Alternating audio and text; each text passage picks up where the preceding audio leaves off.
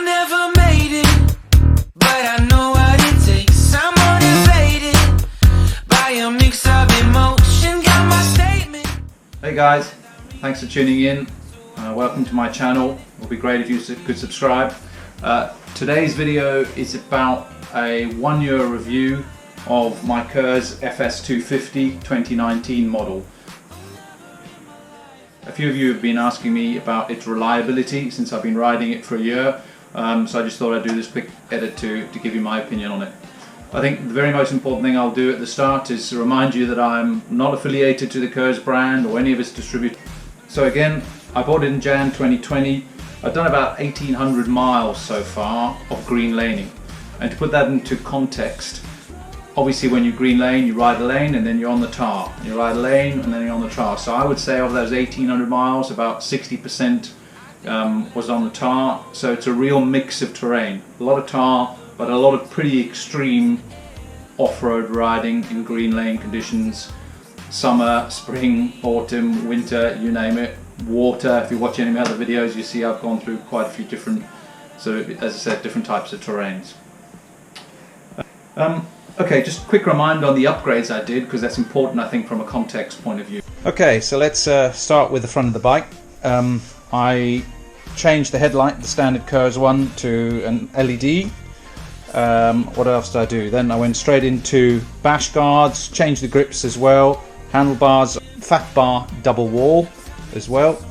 Sticking on the light front, so a bit of a tail tidy there as well with an LED light. Tyres, I changed both back and front tyres. I've just put that back tyre on. It's a Mitre CO2 120/90. That I've got mousses front and back, Michelin mousses.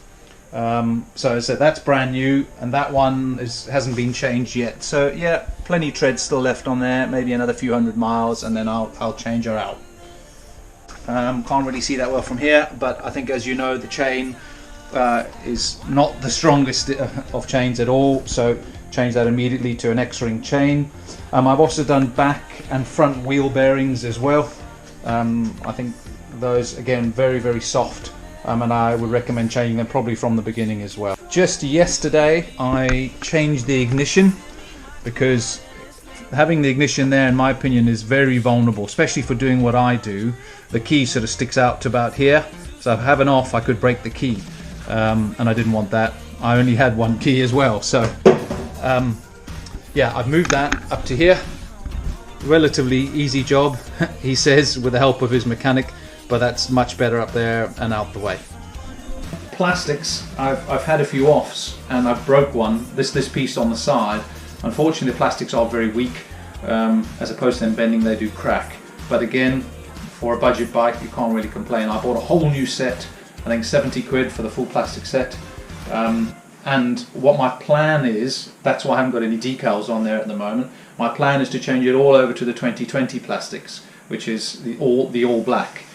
So just waiting for those to come. I'll change the seat as well to the black one. so that will be, you know, another upgrade that's coming soon as well, and I think it'll look quite cool. Just a bit jealous of you boys of the 2020 on the shocks. There's nice gold shocks or forks, which I don't have. Maybe another upgrade. Alright, so that brings me on to reliability, which I suppose is the main reason for this video. I think I've said it in a few other videos. When you spend this kind of money on a bike, you have to set the bar at the most realistic point. Manage your expectations, as opposed to spending 5, 6, 7k on, you know, one of the other major brands as well. So if you set your bar at the right place, that's a good place to go to start with if you're talking about reliability. Okay, so let's go. The engine is an air-cooled Zongshen Chinese engine, a 250 GS 4-stroke. It was introduced in 2006 and it's exported all over the world. Most likely a copy of an XR 230 bored out to about a 250. I believe Honda gave the licenses to the various Chinese manufacturers who were copying them anyway, so I suppose Honda wanted them to do a good job for a few of their engines, so this is probably one of them. Again, I'm not the expert, but that's what I've heard. But again, this engine for me has been bulletproof. From a servicing point of view, I have serviced it every 3 rides, changed the oil. I use Puteline Super DX4. It was recommended to me as a really good product to use, so I've stuck to that from the beginning. It takes about 900 milliliters per change. Again, up to you. The oil filter, somebody asked me about that the other day, and this is all they are. It's that little thimble type metal, and to be honest, I bought about 10 of them off eBay, but when I first took it out, I had a look, and there was nothing wrong with it. I cleaned it out, put it back, and that's what I've done every time. So every 2 or 3 rides, change the oil, clean the filter, put it back, job done. So far so good. I will keep inspecting those obviously, because if anything's wrong with that rubber or the metal is not holding the particles back, then yeah, I will definitely change that. But again, so far so good. Alright, brake pads, I'm on set 3 on both, which again, put it back in the context. I ride in quite harsh terrain, so there's a lot of mud and grit that gets in between the disc and the pad. It'll eat the pads really quick. I've managed to get pads relatively easy from my stockist, DB Racing, and also for parts in general. I don't know if you know this, but there's another bike that's pretty much exactly the same. It's called a 1010 250 RX. So 10 as in the number 10, 10, and then the word 10, T-E-N. 1010 250 RX.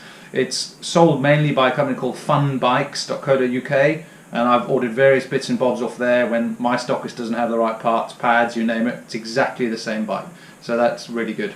I wanted to talk about the wheels. Again, where the bar is set from a quality point of view, I knew they weren't going to be the best. Anyway, on the front, what I've done so far is I did hit a rocket speed, and I gave the wheel a bit of a flat spot. Bashed it out a bit with a good hammer and a piece of wood. Seems to be okay at the moment. But what I am finding front and back is the spokes come loose pretty easily. Maybe that's just a general maintenance thing and because of the terrain I'm riding, but after every ride, once I've cleaned her, looked after her, I will go and tweak all of those spokes to make sure that they are tight. That's about it. In summary, remember what I said about setting that bar. So if you've set this bar realistically, then in my opinion, I still think it's a really good value for money. Just over 2k, brand new, 2.5k on the road, a few little mods, up to you how much you want to do. But in my context, green laning, riding the bike once, twice a month, I think it's a really good buy. So hope that was useful, and again, really appreciate if you could subscribe. It'll incentivize me to do more. Brilliant. Thanks guys.